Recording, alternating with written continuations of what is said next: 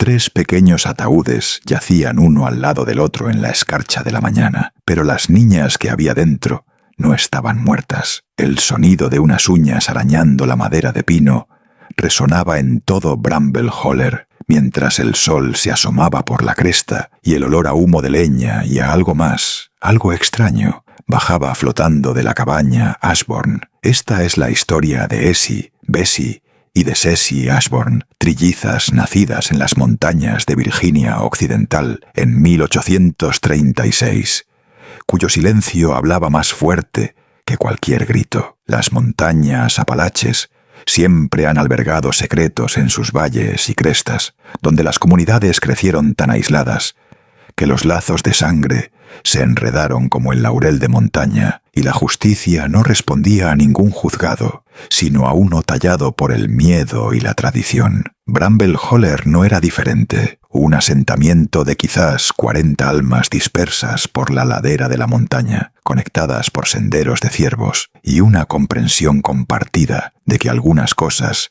era mejor dejarlas sin decir. La familia Ashbourne vivía en el corazón del asentamiento, en una cabaña que había albergado a 3 generaciones de gente de montaña que se ocupaba de sus propios asuntos y esperaba que los demás hicieran lo mismo. Mortimer Ashbourne trabajaba a la ladera de la colina como su padre antes que él, sacando maíz y frijoles de una tierra que parecía más roca que tierra. Su esposa, Helena Bramblecraft Ashbourne, provenía de buena estirpe de montaña, una mujer que podía dar a luz un ternero, curar un jamón y cantar las viejas baladas que mantenían a raya a los espíritus de la montaña. Cuando le llegó el momento a Helena, en el crudo invierno de 1836, la partera Marcella Wesley subió a través de la nieve hasta las rodillas para asistir al parto, esperando un hijo, tal vez 2, si el Señor consideraba oportuno bendecir a los Ashbourne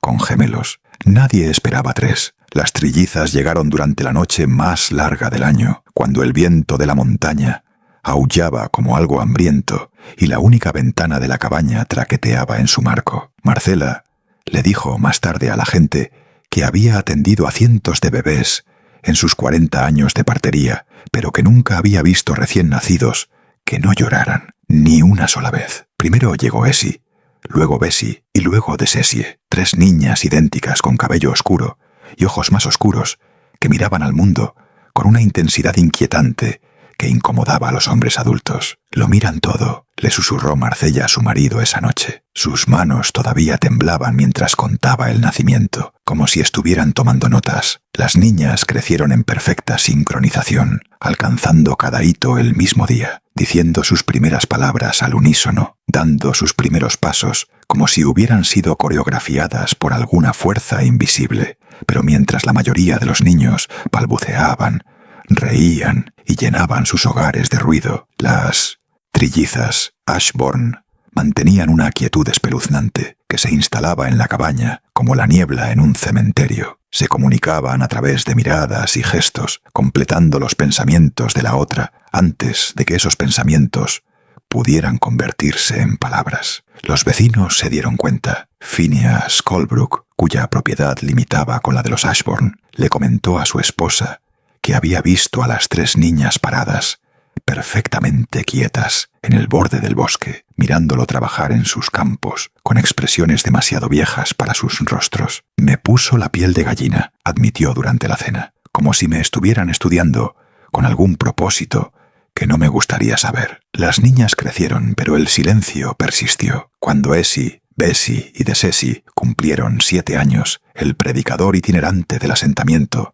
Josiah Thornvale, llegó para su visita mensual y encontró a las niñas sentadas en el primer banco de la iglesia improvisada, con las manos juntas y los ojos fijos en él, con una intensidad que hizo que el sermón que había preparado se le atascara en la garganta. Después del servicio, se llevó a Mortimer a un lado. «Esas niñas tuyas», dijo Thornvale, secándose el sudor de la frente a pesar del aire fresco de la montaña, «no han parpadeado ni una sola vez en la última hora». Mortimer se encogió de hombros. «La forma en que lo hacen los hombres de montaña cuando se les presiona sobre asuntos familiares. Son solo niñas calladas, predicador. No hay ninguna ley en contra de eso. Pero había otras cosas pequeñas, de las que la gente se daba cuenta, pero que no discutía. La forma en que las comunidades de montaña manejan las verdades incómodas. Los animales desaparecían. Primero las gallinas,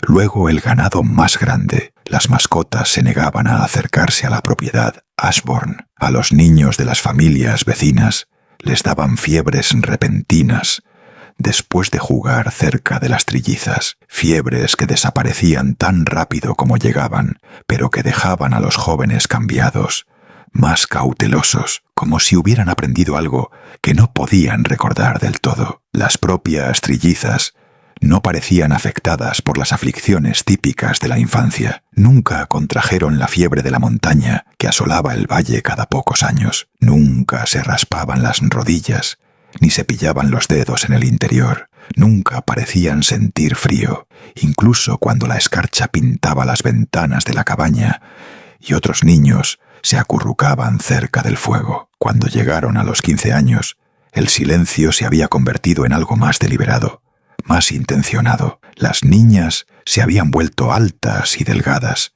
moviéndose con una gracia que parecía casi sobrenatural. Se vestían de forma idéntica, hablaban al unísono cuando hablaban y compartían un conocimiento que excluía a todos los demás en el asentamiento, incluidos sus propios padres. Helena Ashbourne envejeció rápidamente.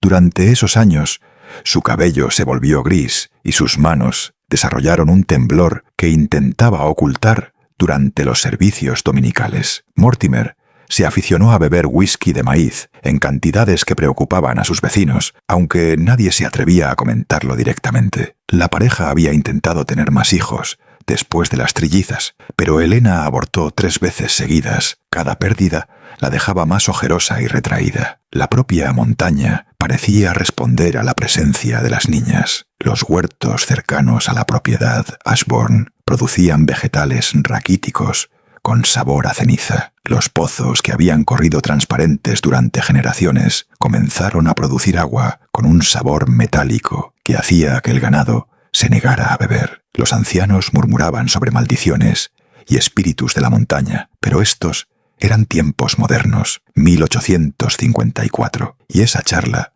pertenecía a la generación de sus abuelos. 3 niñas no podían ser responsables de la creciente inquietud del valle, ¿verdad? ¿Qué sucede cuando el silencio se convierte en un arma y 3 hermanas deciden que 18 años de observación son suficientes? La respuesta llegaría con una luna de cosecha, cuando Bramble Holler se enteró de que algunas hambres solo pueden satisfacerse con el sabor de la traición y que la sangre es más espesa cuando la derraman las manos de la familia. Pero antes de que seamos testigos de cómo las trillizas Ashbourne se ganaron su lugar en los rincones más oscuros del folclore apalache, tómate un momento para decirnos de dónde nos miras y qué hora es en tu rincón del mundo. Estas historias nos conectan a través de la distancia y el tiempo, recordándonos que la oscuridad nos encuentra donde quiera que estemos. Si esta historia de secretos de la montaña y silencio fraternal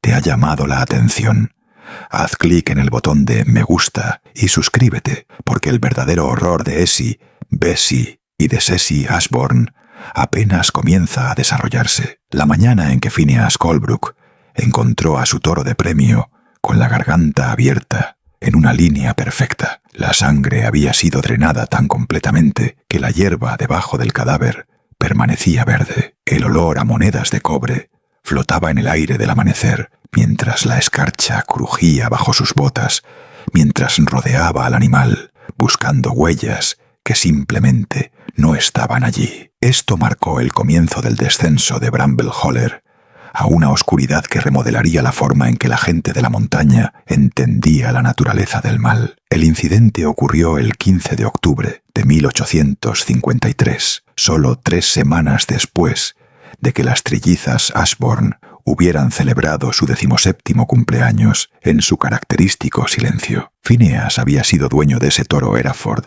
durante 6 años, una bestia enorme llamada César, que había engendrado a la mitad de los terneros del valle y que nunca había mostrado miedo al hombre o al animal. Sin embargo, algo se había acercado a César. En la oscuridad antes del amanecer, algo que el toro había permitido lo suficientemente cerca como para deslizar una hoja por su cuello con precisión quirúrgica. Quien hizo esto sabía exactamente lo que hacía, le dijo Phineas a su vecino, estudiando la herida. Esto no es obra de gatos salvajes o lobos.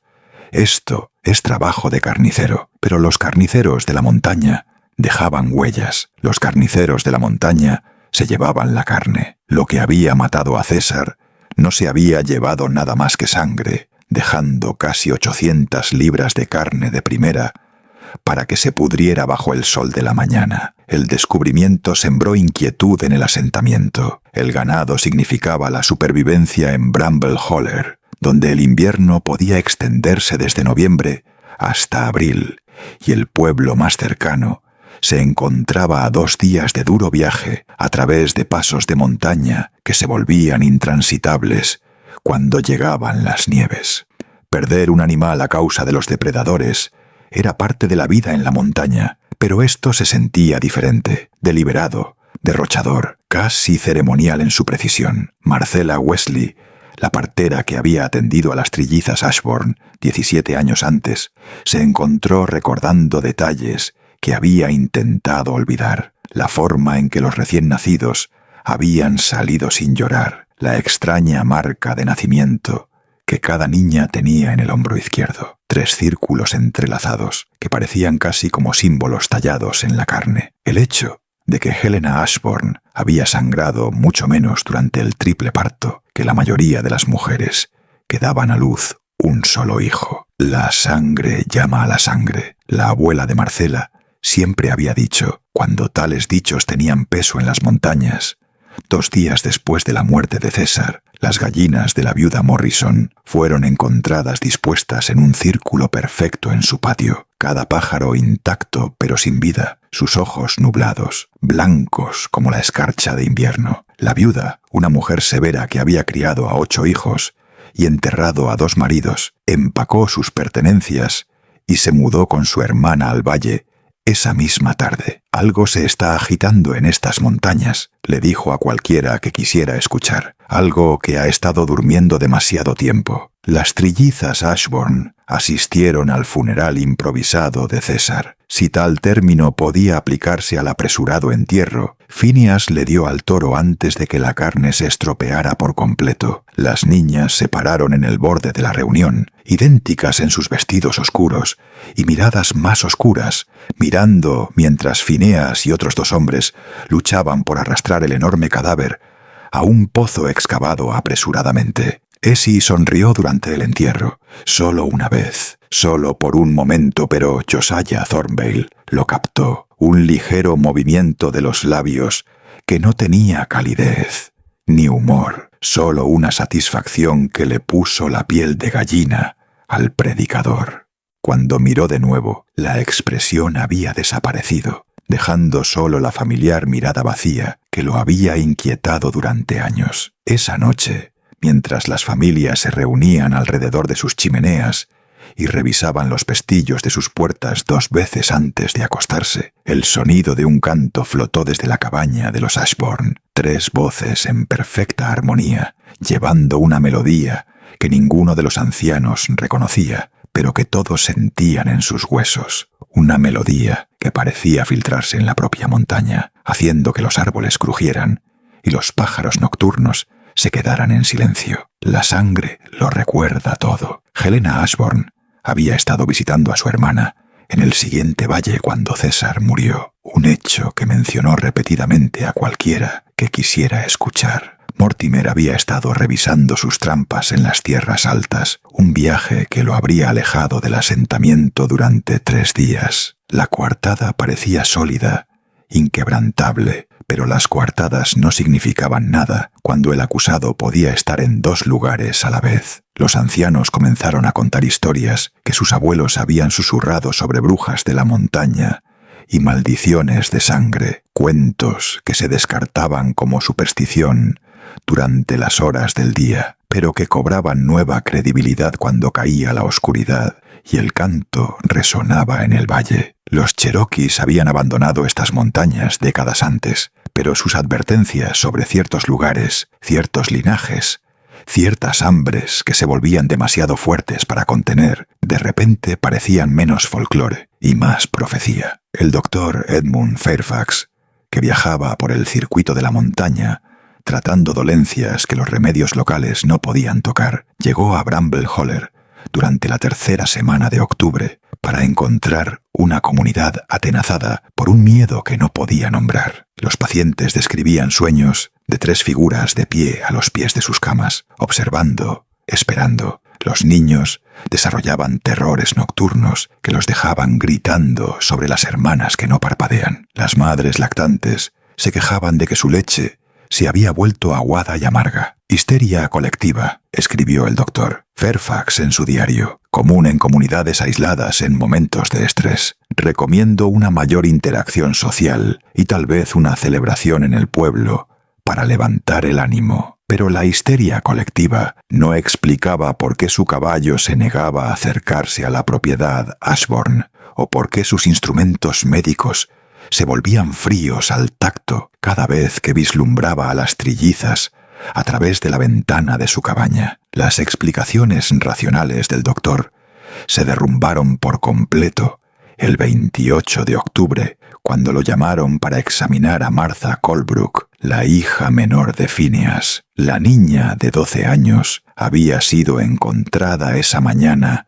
en el granero de su familia, de pie, inmóvil entre el ganado, con los ojos en blanco hasta que solo se veían las pupilas. Había estado desaparecida durante 2 días. Marta no podía recordar dónde había estado, ni cómo había regresado. Hablaba en fragmentos sobre las hermanas y la enseñanza, y sobre aprender a callar como ellas. Lo más inquietante de todo es que había desarrollado 3 pequeñas marcas en el hombro izquierdo, marcas que se parecían sospechosamente a las marcas de nacimiento que las trillizas Ashbourne habían llevado desde que nacieron. El doctor Fairfax examinó las marcas con una lupa prestada del kit de lectura de Josiah Thornvale. Con la ampliación, lo que parecía ser un simple hematoma se reveló como algo mucho más deliberado. 3 círculos entrelazados, tallados en la carne de la niña, con precisión quirúrgica. Las heridas ya comenzaban a sanar en un patrón que dejaría cicatrices permanentes. Estas marcas,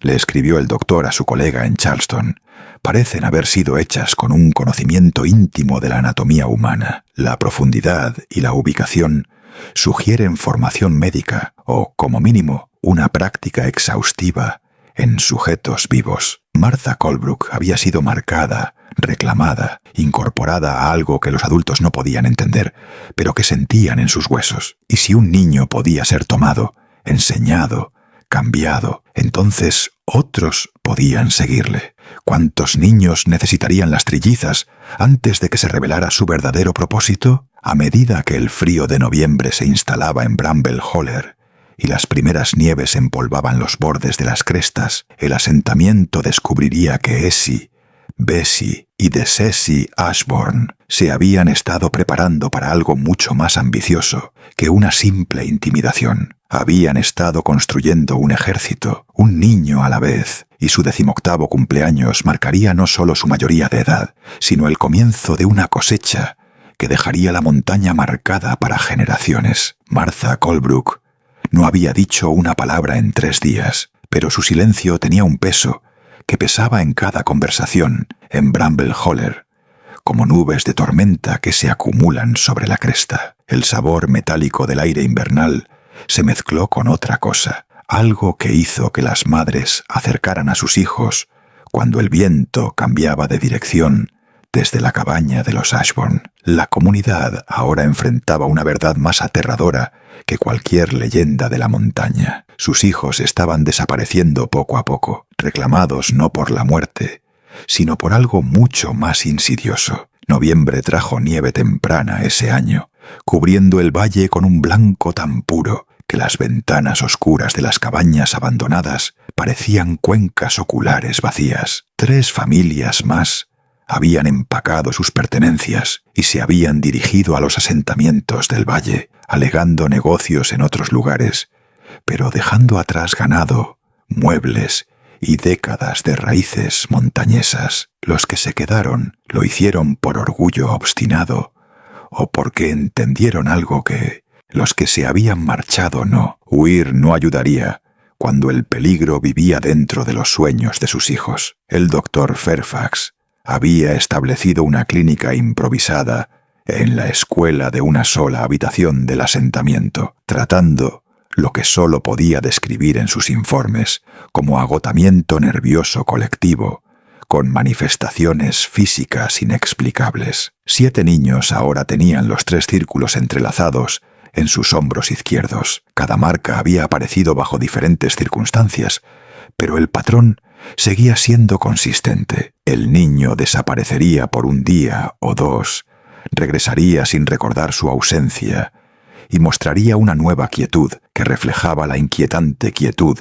de las trillizas Ashbourne. Desde un punto de vista médico, escribió el doctor Fairfax a su mentor en Johns Hopkins, estoy observando lo que parece ser una catatonia inducida en menores, acompañada de una escarificación deliberada, utilizando técnicas que sugieren un conocimiento anatómico más allá de lo que uno esperaría en una población rural. Lo que el doctor no pudo llegar a documentar fue cómo los niños marcados habían comenzado a reunirse en el borde del bosque cada noche, de pie, inmóviles, hasta que sus frenéticos padres los arrastraban a casa, o cómo habían comenzado a moverse en sincronización, como bailarines que siguen una música que solo ellos podían oír. Las marcas se estaban extendiendo. Samuel Thornville, de 10 años, el nieto del predicador, desapareció el 8 de noviembre mientras recogía leña detrás de la cabaña de su familia. Su abuela lo encontró 2 días después, sentado en el banco de la iglesia donde solían sentarse las trillizas Ashbourne, 3 heridas frescas que se curaban en su hombro. Su joven rostro tenía una expresión de cálculo adulto que la hizo llorar. Rebecca Wesley, de 8 años, desapareció de su cama el 13 de noviembre. Marcela, su abuela, la buscó durante 36 horas antes de descubrir a la niña de pie hasta la cintura en el arroyo, detrás de la propiedad Ashbourne. Su camisón estaba congelado en su piel, pero su cuerpo estaba caliente al tacto. Las marcas ya estaban allí, ya se estaban curando, ya la unían a cualquier pacto que las trillizas estuvieran construyendo. Cada desaparición seguía el mismo patrón. Cada regreso traía los mismos cambios. Cada marca añadía otra voz al coro silencioso que había comenzado a reunirse en los bordes del asentamiento, observando, esperando, aprendiendo. Están construyendo algo con nuestros hijos. Mortimer Ashbourne había envejecido 20 años en el último mes. Sus manos temblaban tanto que apenas podía agarrar su taza de café de la mañana. Helena se había metido en la cama, alegando una enfermedad, pero en realidad se escondía de las miradas que le daban sus vecinos cuando se aventuraba a salir. Ninguno de los 2 padres parecía capaz de controlar a sus hijas, si es que alguna vez fue posible el control. Las trillizas se movían por el asentamiento como si fueran dueñas de su propiedad, intocables, sin miedo, creciendo más fuertes con cada niño que reclamaban. Phineas Colebrook organizó la primera reunión comunitaria el 16 de noviembre, reuniendo a las familias restantes en la escuela después de que el doctor Fairfax terminará sus rondas nocturnas. 23 adultos se apiñaron en un espacio destinado a la mitad de ese número. Su aliento se empañaba en la habitación, sin calefacción, mientras las lámparas de aceite proyectaban sombras danzantes en las paredes cubiertas de dibujos infantiles, escenas inocentes de la vida en la montaña, que ahora parecían burlarse de la oscuridad que los rodeaba por todos lados. «Sabemos lo que está pasando», dijo Phineas sin preámbulos. «La pregunta es, ¿qué vamos a hacer al respecto?» Josiah Thornville se puso de pie lentamente. Su formación de predicador se mezclaba con el terror de su abuelo. «Mi Samuel ya no me habla, no me mira. Se sienta en la mesa de la cena como si estuviera escuchando voces que no puedo oír. Ese ya no es mi nieto. Eso es algo que lleva su cara. Murmullos de acuerdo se extendieron por la reunión. Otros padres compartieron observaciones similares. Niños que ya no jugaban, que ya no se reían, que observaban a sus propias familias con el interés distante de los científicos que estudian especímenes. Los niños marcados todavía respondían a las órdenes directas, todavía comían cuando se les alimentaba, todavía dormían en sus propias camas, pero la chispa esencial que los hacía humanos parecía atenuada, redirigida hacia propósitos que sus padres no podían comprender. «Podríamos irnos», sugirió Mary Colebrook, aunque su voz no tenía convicción. «Empacar lo que podamos.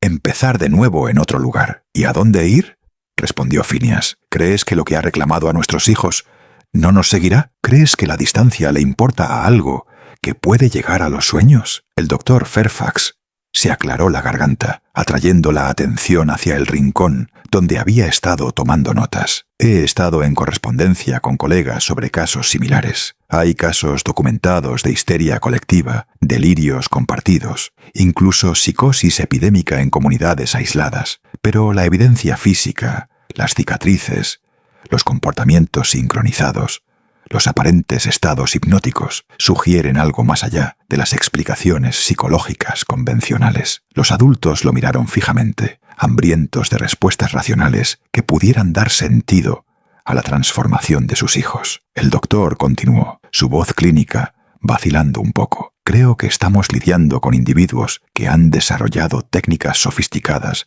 para la manipulación psicológica, posiblemente aprendidas de mesmeristas ambulantes o profesionales de la medicina. Las niñas Ashbourne pueden haber adquirido conocimientos de anatomía, farmacología, incluso procedimientos quirúrgicos primitivos a través de fuentes que no hemos identificado». «¿Está diciendo que son simplemente inteligentes?», preguntó Marcella Wesley, con la esperanza asomando en su voz. «Estoy diciendo que son humanas», respondió el doctor Fairfax, «lo que significa que se las puede detener». Pero incluso mientras pronunciaba las palabras, el médico recordaba el terror de su caballo. Sus instrumentos se enfriaban. Los sueños que habían comenzado a visitarlo cada noche. Sueños de 3 figuras de pie a los pies de su cama, haciéndole señas para que se uniera a su congregación silenciosa. Las explicaciones racionales se sentían tan delgadas como el aire de la montaña cuando se enfrentaban a la realidad de lo que las trillizas se habían convertido. Fuera de la escuela, la nieve comenzó a caer con más fuerza y los que se reunieron adentro no pudieron evitar la sensación de que estaban siendo observados. A través de las ventanas cubiertas de escarcha, las sombras se movían en la línea de los árboles, pequeñas sombras del tamaño de un niño, de pie, perfectamente quietas, a pesar del viento helado. Los niños marcados habían venido a escuchar. ¿Qué decidirían los adultos? Y su decisión importaría cuando sus propios hijos ya habían elegido bando. A medida que noviembre se acercaba a su fin y el 18º cumpleaños de las trillizas se acercaba como una fecha límite escrita en sangre y silencio, Bramble Holler se enteraría de que algunas batallas se pierden antes de que comiencen, especialmente cuando el enemigo tiene el rostro de los niños que intentas salvar. Los niños dejaron de volver a casa el 23 de noviembre, pero sus padres aún podían verlos de pie en perfecta formación, en la línea de los árboles. 13 pequeñas figuras dispuestas como piezas de ajedrez, esperando que comenzara un juego. El sonido de su respiración sincronizada creaba un ritmo que parecía coincidir con los propios latidos de la montaña, mientras el olor a brea de pino y algo metálico flotaba a través del asentamiento en la brisa de cada noche. La batalla por el alma de Bramble Holler se había movido más allá de las familias individuales. Esto era ahora una guerra entre los que actuarían y los que ya habían perdido la voluntad de luchar. El doctor Fairfax documentó el éxodo masivo en sus notas clínicas. 23 de noviembre de 1853, 13 menores de 8 a 14 años no regresaron a sus respectivos hogares después de lo que los padres describen como paseos nocturnos. Se observó que los sujetos mantenían posiciones de vigilia a aproximadamente 200 yardas al noreste del centro del asentamiento, sin mostrar ninguna respuesta a las llamadas de los padres o a los intentos de recuperación física. Lo que el médico no pudo capturar en su lenguaje médico preciso fue la angustia de ver a Mary Colebrook colapsar en la nieve después de que su hijo Thomas le diera la espalda a sus brazos extendidos, eligiendo en cambio unirse a la congregación silenciosa de niños marcados, o la forma en que la voz de Josiah Thornville se quebró cuando su nieto Samuel lo miró como si fuera invisible, ya perteneciendo a algo más grande que la familia, más grande que el amor. Las trillizas habían reclamado su ejército. Ahora se estaban preparando para la guerra. Phineas Colebrook había llegado al final de su paciencia y de su fe en soluciones razonables. El 24 de noviembre se puso el viejo revólver de su padre y caminó a través del asentamiento hacia la cabaña Ashbourne,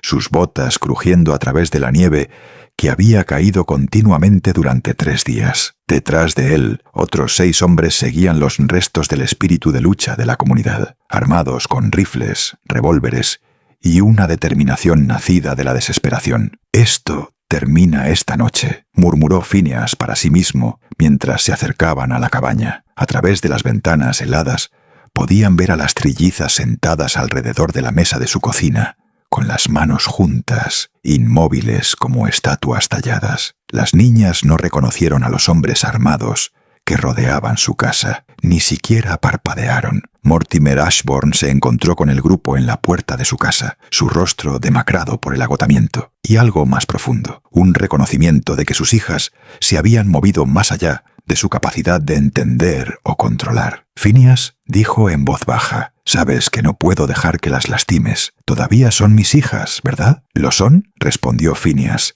con la mano apoyada en el mango de su pistola, porque los niños que conocía no robaban a los jóvenes de otras personas y los convertían en fantasmas andantes. La confrontación que siguió atormentaría los recuerdos de los sobrevivientes durante décadas. Helena Ashbourne salió del interior de la cabaña, moviéndose con el paso inestable de alguien que había descubierto el abrazo adormecedor del Dam. Detrás de ella vinieron las trillizas, vestidas de forma idéntica con abrigos de lana oscura, sus expresiones tan tranquilas como las de los feligreses de la mañana del domingo. «Buenas noches, señor Colebrook», dijo Essie, su voz clara en el aire frío. Era la primera vez que la mayoría de los hombres habían escuchado hablar a alguna de las trillizas en años. «Lo hemos estado esperando». «¿En serio?», respondió Phineas, con su agarre en el arma más fuerte. «Entonces sabes por qué estamos aquí. Estás aquí porque has perdido algo», continuó Bessie, sus palabras fluyendo sin problemas de sus hermanas. «Y crees que tomarnos nos lo devolverá. Pero lo que has perdido no se puede devolver», terminó de Cessie. Su sonrisa no contenía calidez, solo el reconocimiento de un juego jugado hasta su inevitable conclusión. «Porque en realidad nunca fue tuyo para empezar». Los hombres levantaron sus armas, pero algo en la respuesta sincronizada de las trillizas los hizo dudar. Las niñas comenzaron a tararear la misma melodía que había flotado a través del valle durante meses, y el sonido parecía provenir de todas partes a la vez, de las paredes de la cabaña, de los árboles cargados de nieve, de los niños de pie en el borde del bosque, un trueno en las montañas de noviembre. El doctor Fairfax,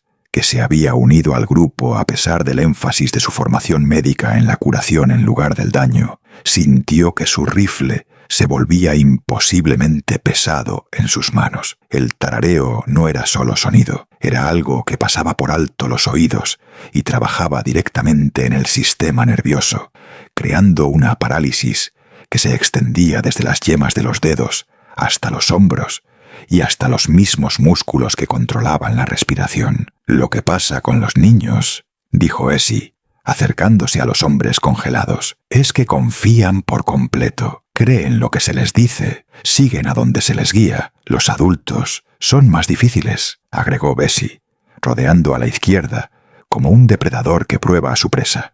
«Los adultos cuestionan, los adultos se resisten, los adultos creen que saben más». «Pero al final», concluyó de Cessie, moviéndose para completar el triángulo alrededor de los hombres paralizados. Todos aprenden a callarse. El tarareo se intensificó y Phineas Colebrook, veterano de 2 guerras, sobreviviente de inviernos de montaña que habían matado a hombres más fuertes, sintió que las lágrimas corrían por sus mejillas congeladas, mientras su propio nieto salía de la línea de los árboles y comenzaba a caminar hacia la cabaña. Thomas se movía con la misma gracia espeluznante que las trillizas. Su joven rostro estaba vacío de reconocimiento, vacío de amor, vacío de todo lo que alguna vez lo había hecho humano. Lo que los hombres descubrieron esa noche fue que algunas batallas se libran no con armas, sino con la voluntad. Y la voluntad de las trillizas había sido perfeccionada por 18 años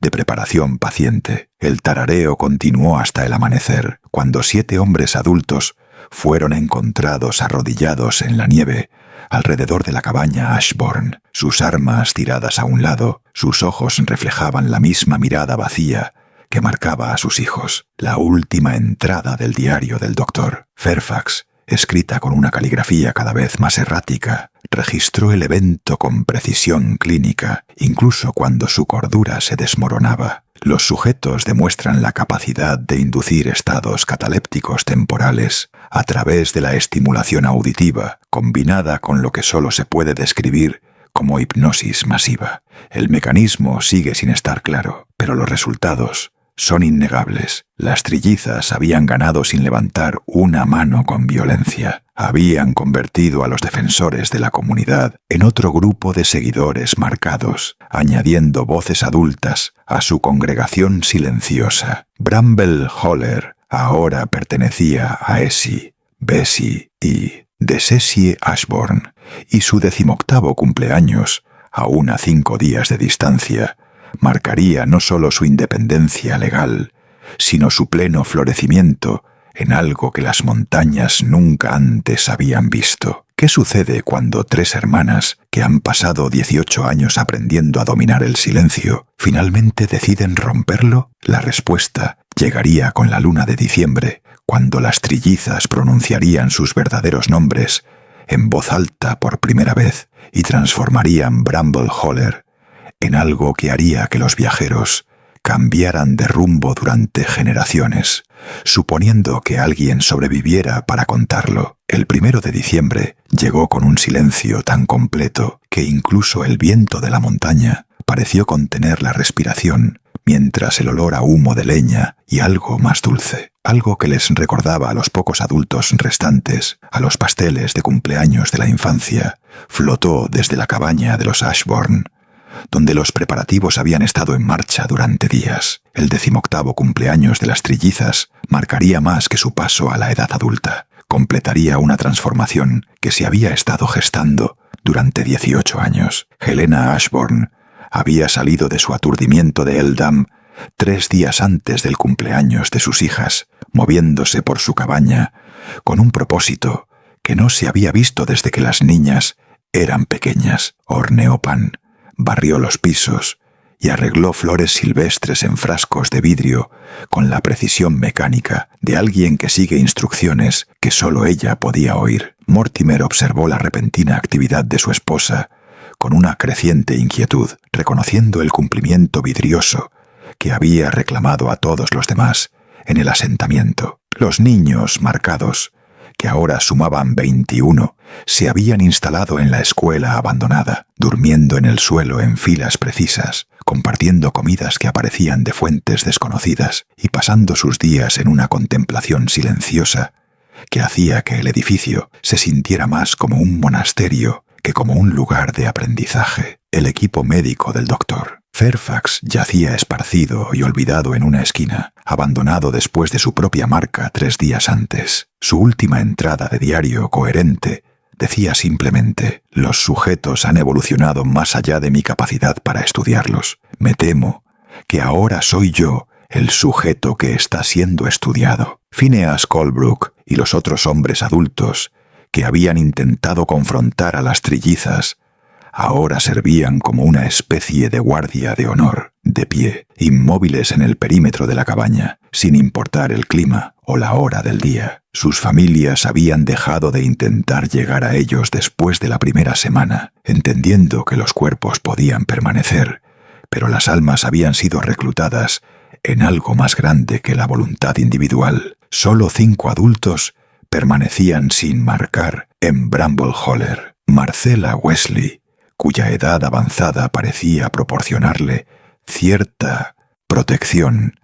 Josiah Thornbell, cuya fe ardía demasiado brillante como para extinguirse fácilmente. Mary Colebrook, cuya furia materna había demostrado ser más fuerte que el miedo. Y la hermana de Helena, Ruth, que había llegado del siguiente valle solo unos días antes del cumpleaños y aún no había sido reclamada. El quinto era un comerciante ambulante llamado Silas Cain, que tuvo la mala suerte de llegar con un carro lleno de provisiones de invierno justo cuando la transformación del asentamiento alcanzaba su punto culminante. Se reunieron en secreto el 2 de diciembre en la iglesia abandonada, donde la presencia de Josiah aún tenía suficiente peso para proporcionar un santuario. El edificio se sentía frío a pesar de la estufa de leña, y sus conversaciones susurradas parecían resonar extrañamente en los bancos vacíos donde los niños marcados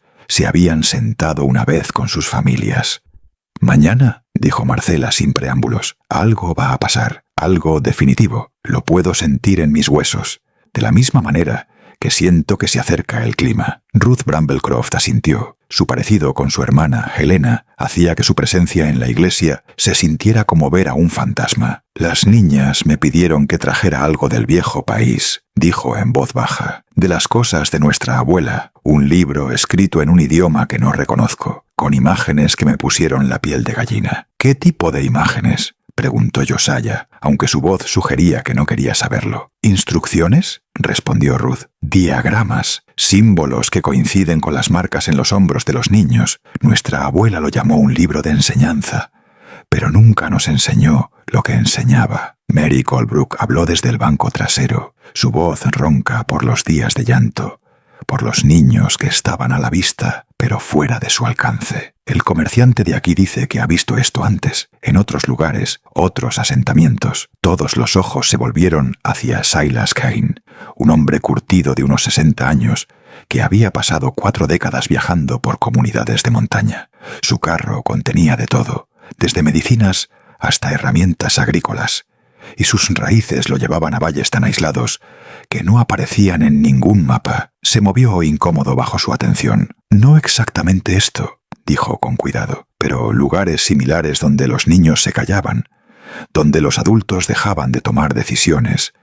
Por lo general sucedía gradualmente durante años, pero el resultado final». Hizo una pausa, pareciendo buscar palabras que pudieran transmitir lo que había presenciado. «Digamos que aprendí a reconocer las señales y a evitar las comunidades que las mostraban».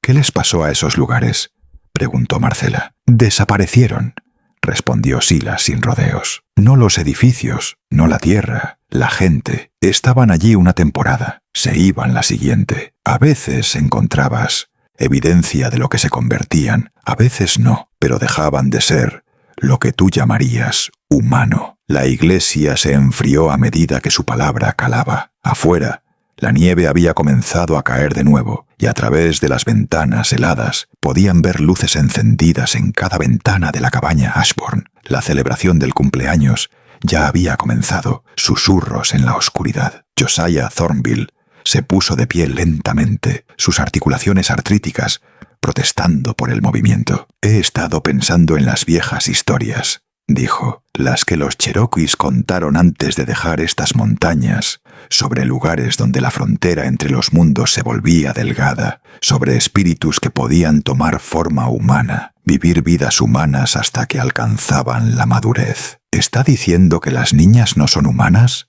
preguntó Mary. «Estoy diciendo que tal vez comenzaron siendo humanas, pero se convirtieron en otra cosa, o tal vez siempre fueron otra cosa, solo fingiendo ser humanas, hasta que se hicieron lo suficientemente fuertes como para dejar de fingir». Ruth metió la mano en su abrigo y sacó el libro. Había mencionado un delgado volumen encuadernado en cuero que parecía cambiar de color a la luz de la lámpara. La portada tenía símbolos que dolía mirar directamente, diseños que parecían moverse cuando se veían de forma periférica. Nuestra abuela dijo ella, que esto vino del viejo país, de personas que entendían cosas que la Iglesia no reconocería. Tal vez pueda decirnos a qué nos enfrentamos. Marcela abrió el libro con cuidado, las manos de la partera firmes a pesar de su miedo. Las páginas estaban llenas de texto en varios idiomas, algunos reconocibles como latín, otros completamente extraños, intercalados con ilustraciones detalladas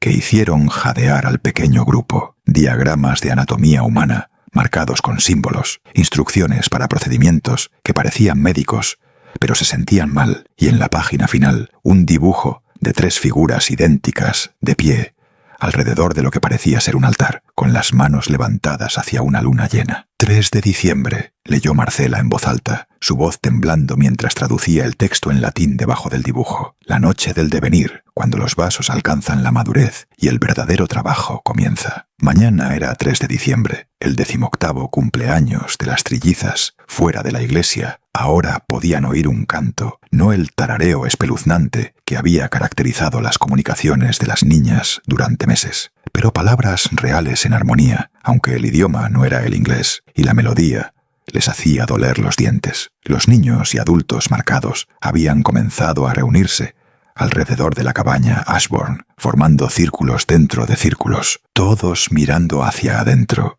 hacia donde 3 hermanas esperaban para reclamar su herencia. ¿Qué poder antiguo había estado creciendo en los cuerpos de Essie, Bessie y de Ceci Ashbourne?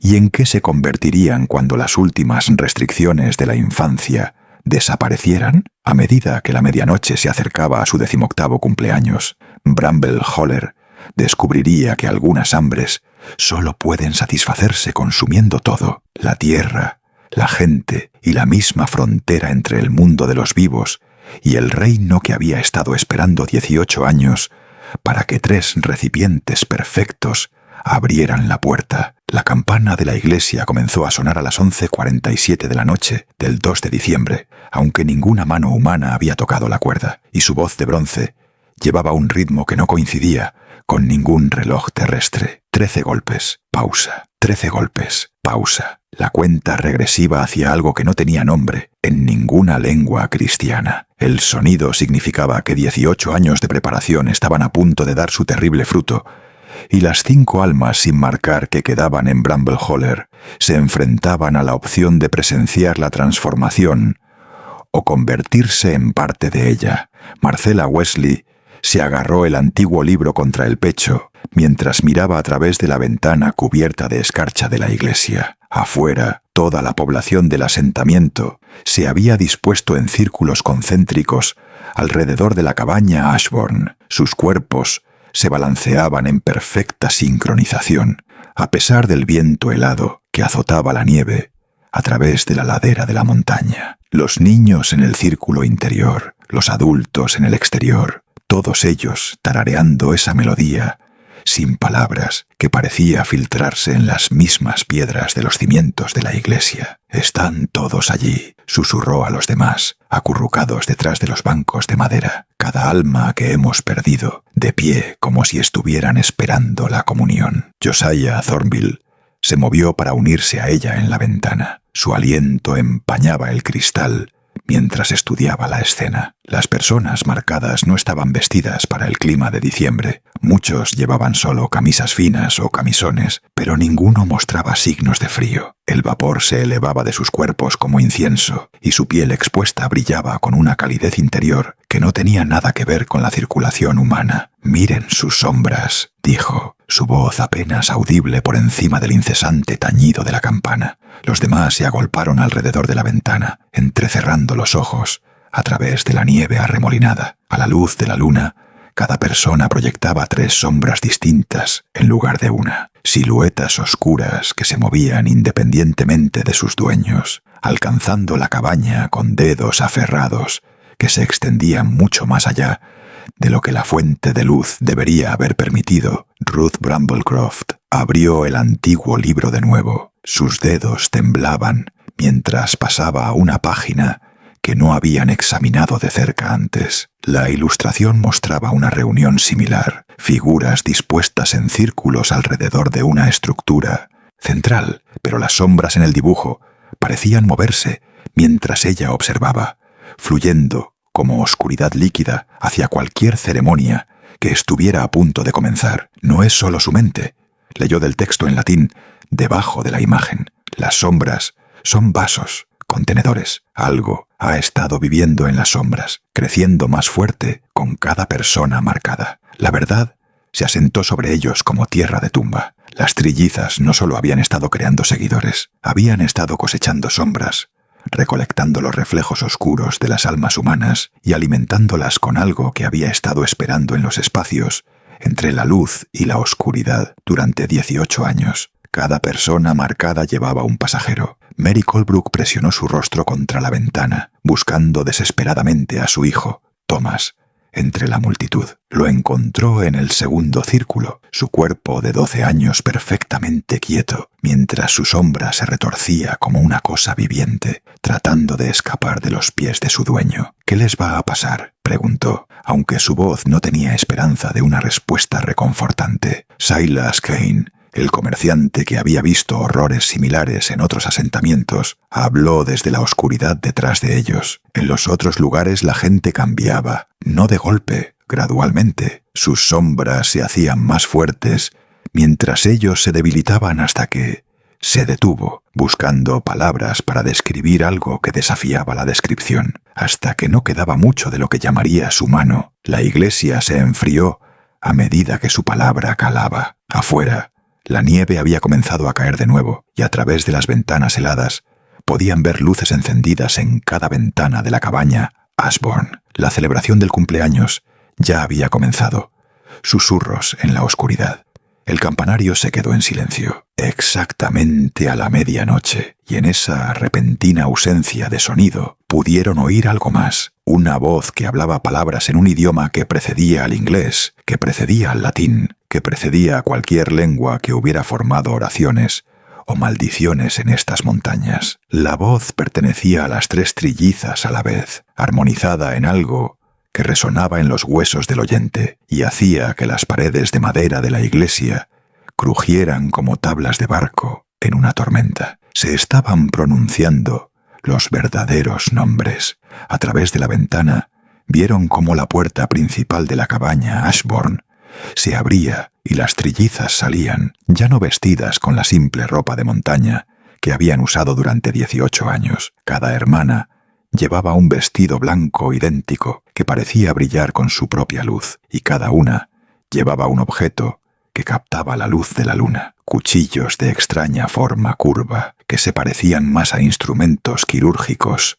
que a armas, pero fueron sus caras las que hicieron a Marcela jadear y retroceder de la ventana. Las facciones de las trillizas estaban cambiando, volviéndose más perfectas, más simétricas, más hermosas de una manera que dolía mirar directamente. Su piel brillaba como porcelana calentada desde dentro, y sus ojos reflejaban la luz como espejos, mostrando no el familiar color marrón del iris con el que habían nacido, sino algo plateado y sin fondo. «Ya no son humanas», susurró Josiah. Su mente, entrenada por la fe, luchaba por procesar lo que sus ojos estaban viendo. Nunca lo fueron, solo estaban incubando, usando formas humanas, hasta que se hicieran lo suficientemente fuertes para sus cuerpos reales. Las trillizas levantaron sus cuchillos curvos hacia la luna llena, y cada sombra en el asentamiento comenzó a moverse independientemente de su dueño. Las formas oscuras fluyeron a través de la nieve como aceite, convergiendo en la cabaña,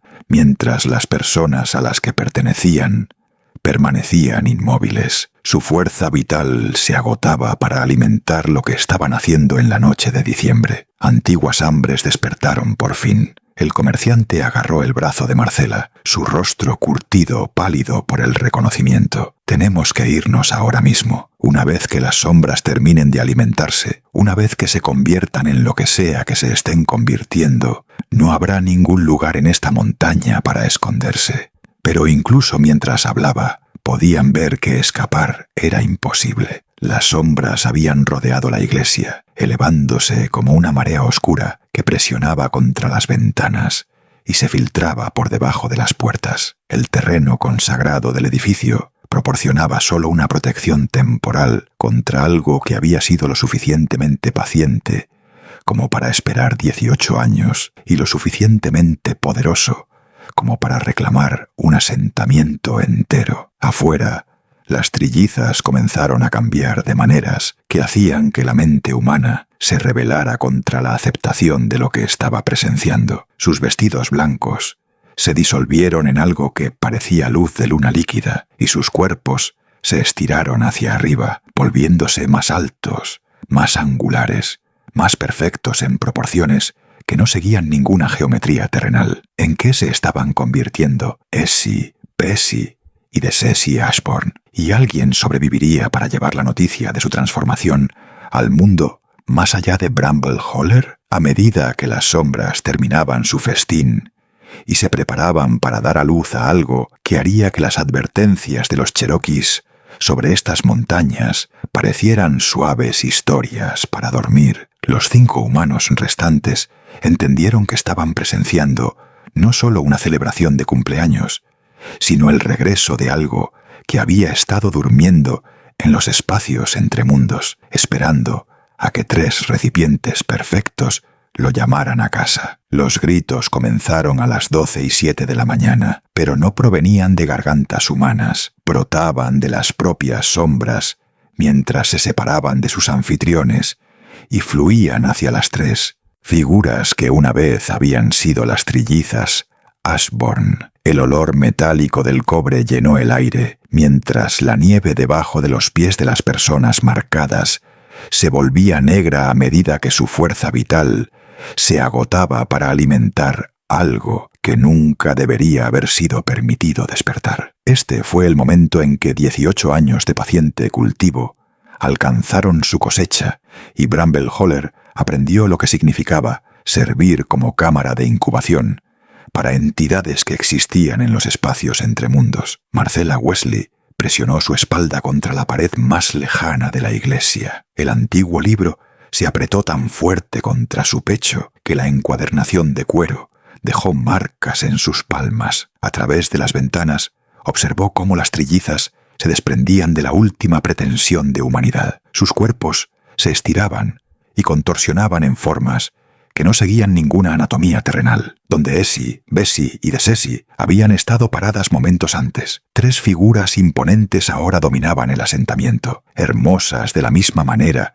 que las avalanchas y los relámpagos eran hermosos, terribles en su perfección. «No son hermanas», susurró Ruth Bramblecroft, su voz apenas audible por encima de los gritos de las sombras que resonaban en la noche. «Son aspectos, 3 partes de algo que nunca debió existir en nuestro mundo». La verdad encajó con el peso de las piedras que caían. Las trillizas no habían nacido como individuos separados. Eran fragmentos de una única conciencia que había necesitado recipientes humanos para anclarse en la realidad física. El triple nacimiento de Helena no había sido una bendición ni una maldición, sino una invocación, una llamada a algo que requería 3 cuerpos para contener su presencia completa. Silas Cain alejó a Mary Colebrook de la ventana cuando uno de los seres transformados dirigió su mirada brillante como un espejo hacia la iglesia. «No dejes que te vean»,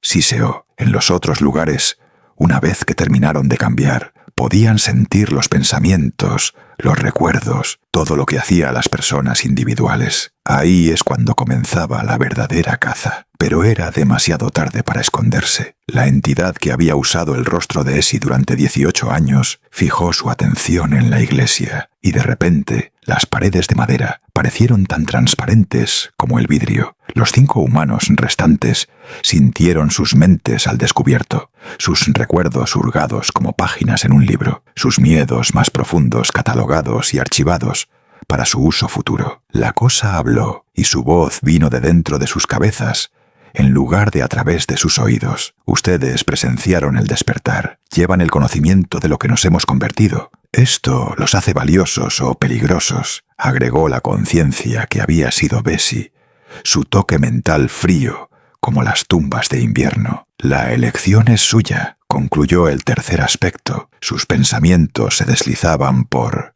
sus mentes como serpientes hechas de hielo. Afuera, las personas marcadas comenzaron a colapsar una por una a medida que sus sombras completaban su viaje hacia las trillizas transformadas. Los niños se desplomaron primero, sus fuerzas vitales más pequeñas completamente agotadas, seguidos por los adultos, cuyos cuerpos habían sostenido a las sombras parasitarias durante semanas. En cuestión de minutos, la nieve alrededor de la cabaña estaba llena de cáscaras vacías. No cadáveres exactamente, sino cáscaras que habían sido ahuecadas tan completamente que incluso la muerte parecía una palabra demasiado generosa para su condición. 27 personas reducidas a nada más que recipientes desechados. Josiah Thornville encontró su voz en algún lugar de las profundidades de su terror. La formación de su predicador se afirmaba incluso cuando su fe se desmoronaba a su alrededor. «¿Qué quieren de nosotros?»,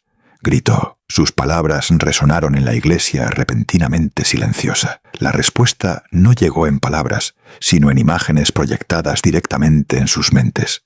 Visiones de otros asentamientos, otras comunidades que habían servido como zonas de alimentación para entidades como estas. Vieron pueblos donde los niños desaparecían primero, luego los adultos, dejando atrás edificios vacíos e historias que nadie creería del todo. Fueron testigos de la cosecha sistemática de la conciencia humana, el cuidadoso cultivo del miedo y la desesperación que hacía que las almas fueran más fáciles de digerir. Pero también vieron algo más: testigos, sobrevivientes, personas que habían escapado para llevar advertencias a otras comunidades. Las entidades no solo se alimentaban de la fuerza vital humana, se alimentaban del miedo y la preparación que generaba su reputación. Cada historia contada, cada advertencia susurrada, cada familia que empacaba sus pertenencias y huía a la primera señal de sucesos extraños, todo servía para sazonar la siguiente cosecha. El terror tiene su propio sabor. Mary Colebrook se separó del grupo y presionó su rostro contra la ventana, buscando desesperadamente cualquier señal de que su hijo Thomas pudiera haber sobrevivido al agotamiento. Pero el pequeño cuerpo que yacía inmóvil en la nieve no se parecía en nada al niño que se reía y que había perseguido a las luciérnagas hacía solo unos meses. Lo que había hecho que Thomas fuera humano había sido consumido, dejando atrás solo la cáscara física que una vez había contenido su alma. «Nos van a dejar vivir», dijo, su voz apagada por la comprensión. «No por misericordia, sino porque nuestro miedo los alimenta, porque cada historia que contemos hará que el próximo asentamiento sea más fácil de reclamar». Silas Cain asintió con gravedad. Sus décadas de viaje de repente tenían un sentido terrible. Cada lugar que he evitado, cada comunidad que desapareció, había siempre unos pocos sobrevivientes. Siempre alguien se quedaba para correr la voz, para plantar las semillas del miedo en tierra fértil. El comerciante sacó un pequeño diario de cuero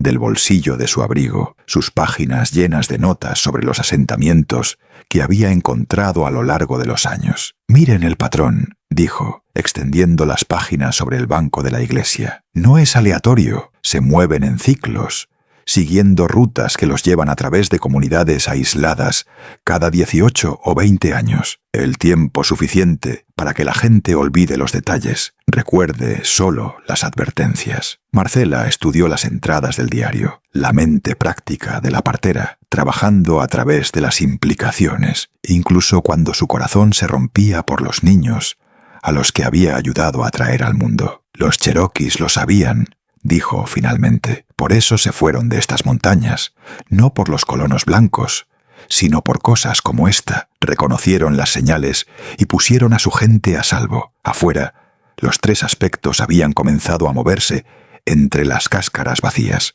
Sus formas imposibles se doblaban y fluían mientras recogían lo que quedaba de su cosecha. Pero aún no habían terminado con Bramble Holler. Aún no. La transformación había despertado algo en la propia montaña, una resonancia que atraería a otras entidades, otras cosas hambrientas que habían estado durmiendo en las profundidades de la tierra. Saldrán antes del amanecer, les informó la conciencia colectiva. Su voz mental llevaba el peso de la autoridad absoluta. Contarán lo que han visto, prepararán la próxima cosecha. ¿Y si nos negamos?, preguntó Josiah, aunque su voz no tenía desafío, solo resignación agotada. La respuesta llegó en forma de una sola imagen, el cuerpo de Ruth Bramblecroft, uniéndose a las cáscaras vacías en la nieve. Su fuerza vital se agotó tan casualmente como apagar una vela. ¿Qué otra opción tenían cuando la negativa significaba la muerte, pero el cumplimiento significaba condenar a otras familias al mismo destino que había reclamado a Brambleholler? A medida que el amanecer se acercaba y las trillizas transformadas se preparaban para comenzar su próxima migración, los 5 sobrevivientes se enfrentarían a una decisión que los perseguiría por el resto de sus vidas: llevar la advertencia que podría salvar a otros, o llevarse el secreto a sus tumbas y dejar que el ciclo continúe ininterrumpido. El amanecer llegó gris y sin vida a Brambleholler, revelando un paisaje transformado en algo que no pertenecía a ninguna geografía terrenal. La nieve había tomado el color del polvo de hueso. Los árboles estaban sin hojas, a pesar de la llegada temprana de diciembre, y 27 cáscaras vacías yacían esparcidas alrededor de una cabaña que ahora parecía existir ligeramente fuera de fase con la realidad. El sabor metálico de la vida agotada se demoró en el aire como las secuelas de un rayo, mientras el silencio absoluto presionaba contra los oídos de los sobrevivientes con el peso de una tumba. Los 5 testigos se enfrentaron a una elección que definiría no solo sus propios futuros, sino el destino de innumerables familias que nunca habían oído hablar de Essie, Bessie y de Ceci Ashbourne. Marcella Wesley se paró en la puerta de la iglesia, agarrando el antiguo libro que había revelado demasiada verdad, demasiado tarde. Las entidades transformadas se habían ido, partieron en algún momento, antes del amanecer, para comenzar su migración a cualquier comunidad que serviría como su próximo terreno de cosecha. Pero su presencia persistía en la propia montaña, una resonancia que hacía que cada paso se sintiera como caminar sobre los huesos de los muertos. «Podríamos quemarlo todo», dijo Mary Colebrook, su voz hueca, mientras miraba las cáscaras que una vez habían sido vecinos, amigos, su propio hijo. Quemar la cabaña, quemar los cuerpos, quemar cada rastro de lo que pasó aquí, dejar que la montaña lo reclame y nunca más hablar de esta noche. Silas Cain negó con la cabeza. La mente práctica de su comerciante trabajaba a través de escenarios que todos conducían a la misma conclusión. Vendrán otros, viajeros, topógrafos, tal vez familias que busquen tierras baratas, encontrarán las ruinas, harán preguntas, comenzarán a reconstruir historias, y sin la advertencia, sin saber qué buscar. No necesitó terminar el pensamiento. Todos entendieron que el silencio solo garantizaría más cosechas, más asentamientos vacíos, más padres viendo a sus hijos transformarse en recipientes para algo que nunca debería haber existido. Josiah Thornhill se quitó el cuello clerical y lo dejó caer en la nieve, un gesto que se sintió como desprenderse del último vestigio de su fe. 37 años he estado predicando sobre el bien y el mal, sobre el plan de Dios y las tentaciones del diablo, pero esto señaló hacia la cabaña, donde 3 seres se habían desprendido de la forma humana para revelar su verdadera naturaleza. Esto es otra cosa completamente distinta, algo que hace que nuestra teología parezca a cuentos de niños. Ruth Bramblecroft abrió el antiguo libro por última vez, estudiando las ilustraciones que los habían preparado para lo que habían presenciado. Nuestra abuela lo sabía, dijo en voz baja. Su abuela antes que ella. Estas cosas se han estado moviendo por el mundo durante siglos. Tal vez más. El libro no es solo un registro, es un sistema de advertencia transmitido a través de generaciones de personas que entendieron que algunos conocimientos son demasiado peligrosos para olvidarlos. Tomaron su decisión a la creciente luz del 4 de diciembre de 1853, mientras recogían las pocas pertenencias que podían llevar y se preparaban para dejar Bramble Holler para siempre. La elección fue unánime, aunque se sintió como ofrecerse como voluntario para la condenación. Llevarían la advertencia hacia adelante, sabiendo que cada historia que contaran sazonaría el miedo que hacía que las futuras cosechas fueran más eficientes, pero también llevarían esperanza, el conocimiento de que el reconocimiento podría conducir a la resistencia, que las comunidades advertidas con antelación podrían tener la oportunidad de salvarse. La carga de la verdad superó la culpa de la complicidad. Durante las décadas siguientes, los sobrevivientes se dispersaron por las montañas del este, cada uno llevando su porción de la advertencia a comunidades aisladas que aún recordaban cómo escuchar historias que sus abuelos habrían reconocido. Marcela regresó a su partería, pero ahora miraba a los recién nacidos con ojos diferentes, alerta a las señales de que algunos nacimientos podrían ser invocaciones en lugar de bendiciones. Mary Colebrook se mudó a Tennessee, donde estableció una red de mujeres de montaña que pasaban advertencias sobre niños silenciosos y familias marcadas a través de círculos de costura y reuniones de la iglesia. Josiah Thornville abandonó el ministerio formal, pero continuó predicando de una manera diferente, viajando de asentamiento en asentamiento, con historias sobre la importancia de estar atento a las señales que las comunidades preferían ignorar. Silas Cain